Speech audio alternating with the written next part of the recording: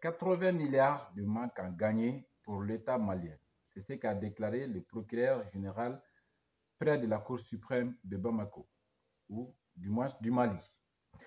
Alors, ces 80 milliards, c'est une somme colossale. Là, il s'agit de la corruption. Et l'histoire commence, selon le procureur général, de 2021 à nos jours. Et les dossiers en question, il s'agit de 10 dossiers en tout, impliquant une quarantaine de personnes, dont 11 anciens ministres et 29 de leurs présumés complices. Donc, à ce stade du dossier, rien ne prouve d'abord, ou bien rien ne justifie que ces 40 personnes sont coupables dans cette affaire. Alors, la corruption, parlons-en au Mali. Vous savez, le Mali, la République du Mali, a tout le temps, a longtemps, beaucoup longtemps, mis en place des mécanismes de lutte contre la corruption. Au jour d'aujourd'hui, à ma connaissance, il y a 4 grandes structures qui luttent contre la corruption au Mali. Là, il s'agit du VEGAL, Bureau du vérificateur général, de l'OCLEI, qui lutte contre l'enrichissement illicite, du CENTIF, et aussi il y a une cellule de contrôle au niveau du parquet. Ça, c'est un pôle spécial de lutte contre la corruption. Alors, toutes ces 4 structures assemblées font de leur mieux, mais malgré tout, le taux de corruption au Mali n'est pas en baisse. Alors, posons-nous les vraies questions. Et les vraies questions aujourd'hui, c'est quoi? Quelles sont les causes réelles de la corruption au Mali? Qu'est-ce qui fait que les gens n'ont pas peur de toucher à l'argent public? Pourquoi les gens détournent les deniers publics? D'abord, il y a des causes sociales, c'est-à-dire la pauvreté, c'est-à-dire l'abandon de nos valeurs, c'est-à-dire nos consciences ne nous grondent plus. Car la corruption, je veux dire, est devenue un fléau ancré dans notre société. Du plus bas de l'échelle jusqu'au plus haut de l'échelle, tout est gangréné. Et surtout, il y a un adage qui dit chez nous, je vais dire ça en bambara, Koni iblara jorobala nimadun yedangadin. C'est-à-dire que si tu accèdes à un poste juté et que tu ne manges pas, cela veut dire que tu n'as pas, tu n'as pas trop de bénédictions. Voilà les mots. Alors, déjà, ça, c'est dans le mental du Malien. Ça, c'est dans notre société. Ça, nous vivons avec ça. Et les rares personnes qui parviennent à gérer des postes jutés, qui ne mangent pas après, quand ils vont à la retraite ou bien quand ils quittent ce poste, on va dire que non, dans un débat. C'est-à-dire qu'il n'a pas beaucoup de bénédictions. Ça, c'est les causes sociales. Maintenant, au-delà de cela, je pense qu'il n'y a pas cette volonté ardente de mettre fin à ce phénomène de corruption. Il n'y a pas de corruption zéro, nous sommes d'accord là-dessus. Mais nous pouvons travailler de telle sorte qu'il y a moins de corruption, que les taux soient en baisse.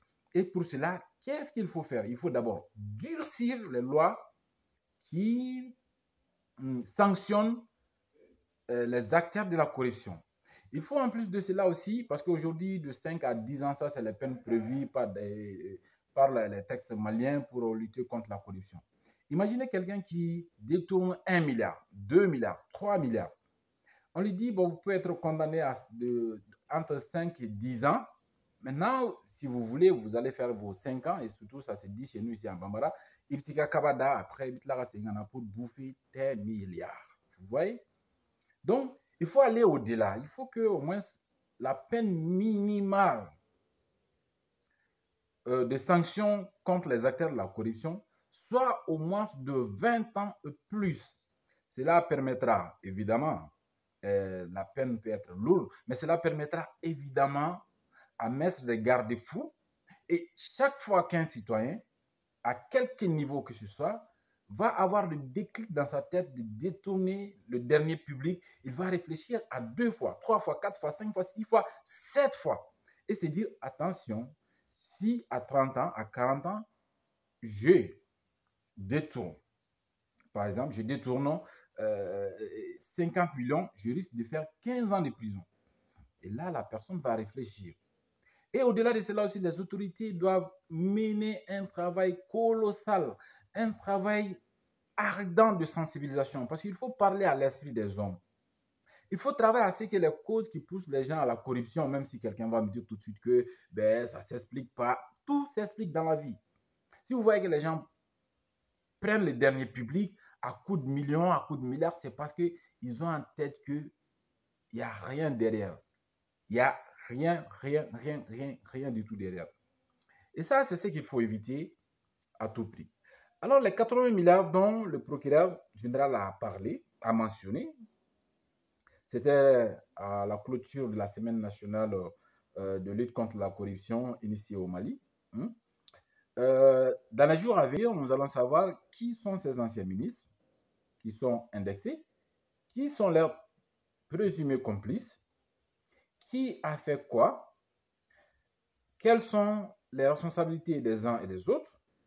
Et le procureur, il a dit aussi que il se pourrait que cette somme soit à la hausse. C'est-à-dire qu'on peut se retrouver au-delà des 80 milliards.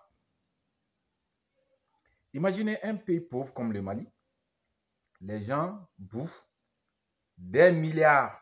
Imaginez.